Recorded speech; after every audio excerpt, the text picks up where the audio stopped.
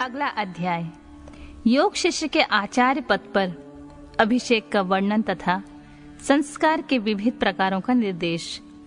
उपमन्यु कहते हैं, यदुनंदन, जिसका इस प्रकार संस्कार किया गया हो और जिसने पाशुपत व्रत का अनुष्ठान पूरा कर लिया हो, वह शिष्य यदि योग्य हो तो उसका गुरु आचार्य पद पर अभिषेक करे। योग्यता ना होने पर ना करे। इस अभिषेक के लिए पूर्ववत मंडल बनाकर परमेश्वर शिव की पूजा करें। फिर पूर्ववत 5 कलशों की स्थापना करें। इसमें चारों ओर चारों दिशाओं में हो और 5वां मध्य में हो। पूर्व वाले कलश पर निवृत्ति कला का, पश्चिम वाले कलश पर प्रतिष्ठा कला का, दक्षिण कलश पर विद्या का, उत्तर कलश पर शांति कला का और मध्यवर्ती कलश पर शांतितीता कला का न्यास करके उनमें रक्षा आदि का विधान करके धेनु मुद्रा बांधकर कलशों को अभिमंत्रित करके पूर्ववत पूर्णाहुति पर्यंत होम करें।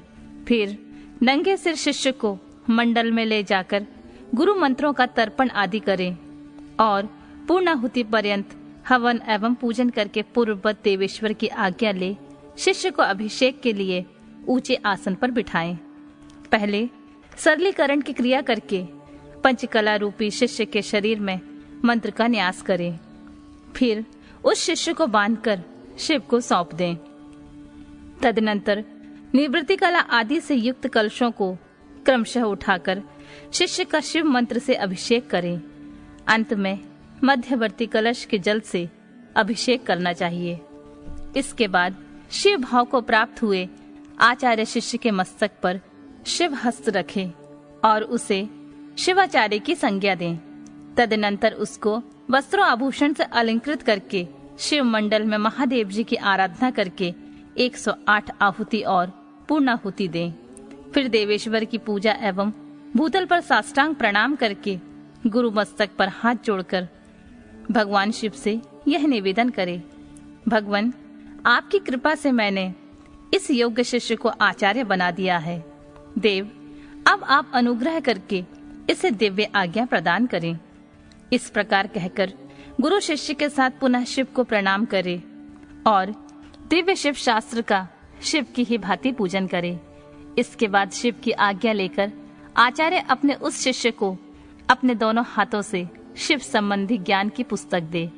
वह उस शिवागम विद्या को मस्तक पर रखकर फिर उसे विद्या आसन पर रखे और यथोचित रीति से प्रणाम कर उसकी पूजा करे। तदनंतर गुरु से उसे राजोचित चिन्ह प्रदान करे, क्योंकि आचार्य पदवी को प्राप्त हुआ पुरुष राज्य पाने के भी योग होता है। तत्पश्चात गुरु उसे पूर्वाचार्यों द्वारा आचरित शिव शास्त्रोक्त आचार्य का अनुशासन करे, जिससे सब लोगों में सम्मान होता है। आचार्य पदवी को प्राप्त हुआ पुरुष शिव शास्त्रोक्त लक्षणों के अनुसार यत्न पूर्वक शिष्यों की परीक्षा करके उनका संस्कार करने में अनंतर उन्हें शिव ज्ञान का उपदेश दें।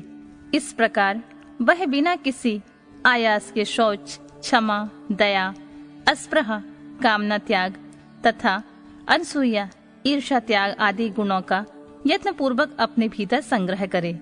इस तरह उस शिष्य को आदेश देकर मंडल से शिव का, शिव कलशों का तथा अग्नि आदि का विसर्जन करके वह सदस्यों का भी पूजन, दक्षिणा आदि से सत्कार करे, अथवा अपने गणों सहित गुरु एक साथ ही सब संस्कार करे।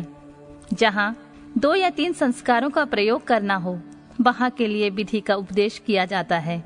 वहाँ आदि में ही अध्व शुद्धि प्रकरण में कहे अनुसार कलशों की स्थापना करे। अभिषेक के सिवा समयाचार दीक्षा के सब कर्म करके शिव का पूजन और अध्व शोधन करे।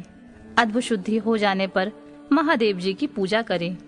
इसके बाद हवन और मंत्र तर्पण करके दीपन कर्म करें तथा महेश्वर की आज्ञा ले शिष्य के हाथ में मंत्र समर्पण पूर्वक शेष कार्य पूर्ण करें, अथवा संपूर्ण मंत्र संस्कार का क्रमशः अनुचिंतन करके गुरु अभिषेक पर्यंत अध्व शुद्धि का कार्य संपन्न करें।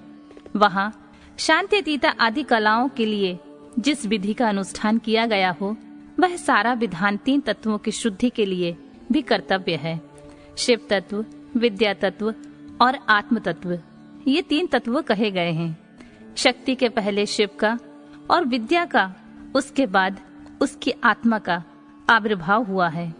शिव से शांति अतीता धुआं प्राप्त है, उससे शांति कला धुआं, उसमें विद्या कला धुआं, विद्या से परिशिष्ट प्रतिष्ठा कला धुआं और उसमें निवृत्ति कला धुआं व्याप्त है।